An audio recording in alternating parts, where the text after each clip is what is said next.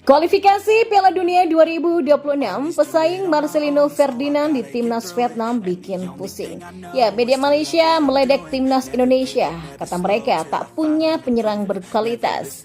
Nah, mengapa Novarianto ngotot terapkan aturan tinggi minimal 175 cm untuk pemain Timnas Indonesia U16? Berikut kami akan coba rangkum berita terbaru dan terhangat seputar Timnas Indonesia. Simak kabar selengkapnya di kanal Berita Bola hanya untuk Anda.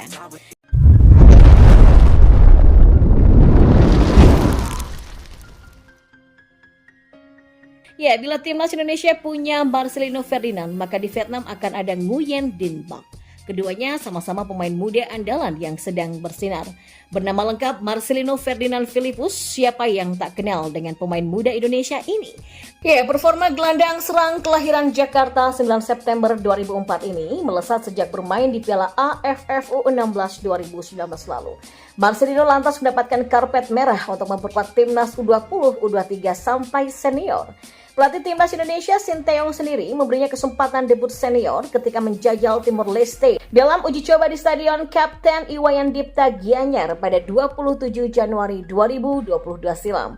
Usia Marcelino kali itu baru 17 tahun 4 bulan 18 hari. Performa mantan pemain Persebaya Surabaya ini sangat memikat Sinteyong, kemudian menjadi salah satu anak emasnya. Marcelino kini malah sudah lebih banyak memperkuat timnas senior ketimbang kelompok umur setiap levelnya. Ia pun telah mengantongi 19 cap senior dengan 3 golnya. Gol terakhir dicetak di Piala Asia 2023 lalu ketika ia melawan Irak dengan kekalahan 1-3. Sejak 31 Januari 2023, Marcelino memperkuat KMSK Denzee, sebuah klub kasta kedua kompetisi Belgia Challenger Pro League. Dan pada musim pertamanya di klub tersebut dia tergolong bagus karena bisa tampil 4 kali dengan 1 gol.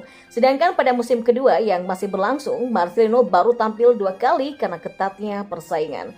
Sementara itu bintang muda timnas Vietnam, Nguyen Dinh Bach sebetulnya tak kalah mentereng. Dia ditemukan pelatih junior The Nam Dinh untuk memperkuat timnas U19 dalam usia 17 tahun 10 bulan 13 hari. Dinh Bach baru berkesempatan membela timnas senior ketika diasuh Rosier dalam usia 19 tahun 1 bulan 21 hari. Walhasil jumlah bermainnya di timnas Vietnam pun masih minim, yakni 5 cap dengan 2 gol saja. Sama dengan Marcelino, gol terakhir Dinh Bach juga terjadi di Piala Asia 2023 dalam kekalahan Vietnam 2-4 dari Jepang. Kebersamaan Rosier dengan Dinh Bach masih tergolong singkat karena baru 5 kali memainkannya di level senior dan 3 di timnas U23. Sedangkan relasi Sinteyong dengan Marcelino sudah berlangsung dalam 40 pertandingan sejak level timnas U19.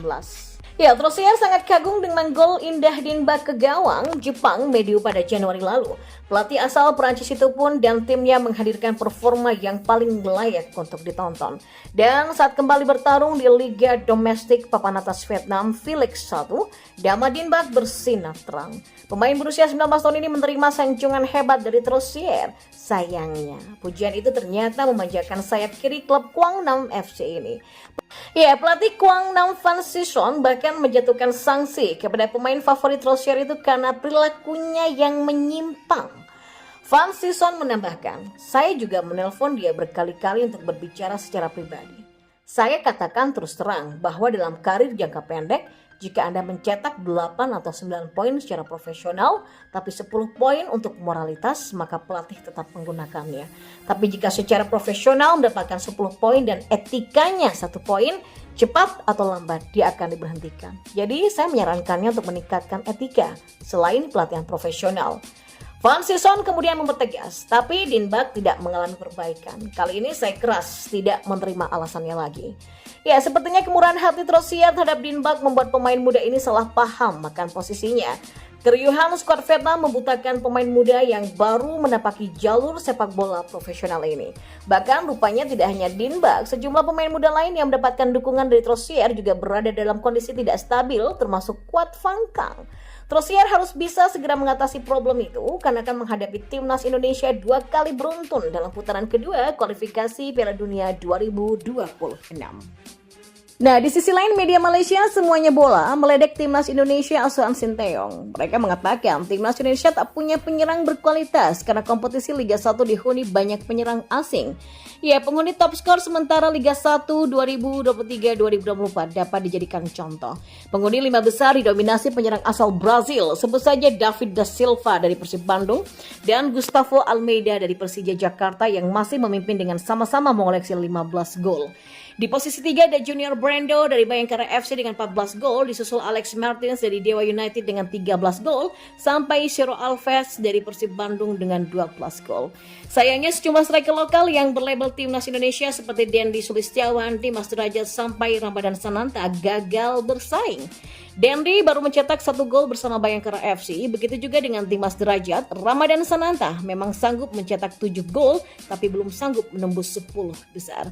Lalu striker naturalisasi Indonesia yang kini berstatus pemain lokal yaitu Ilyas Pasojevic juga semakin tumpul karena hanya mampu mencetak 5 gol untuk Bali United. Kemudian untuk striker muda seperti Hoki Caraka baru mengemas 4 gol saja.